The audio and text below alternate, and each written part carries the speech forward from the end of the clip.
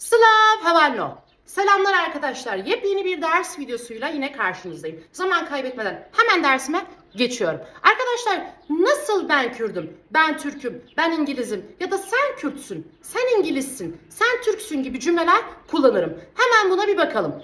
Es Kürdüm, tu Kürdi, ev Kürde, em Kürdün, hun Kürdün, ev Kürdün. Bakınız ekleri ayrı yazdım ama bitişik okudum. Hangi kişinin hangi ek aldığını ekranda hemen gördünüz. Bunu bir de İngiliz için yapalım.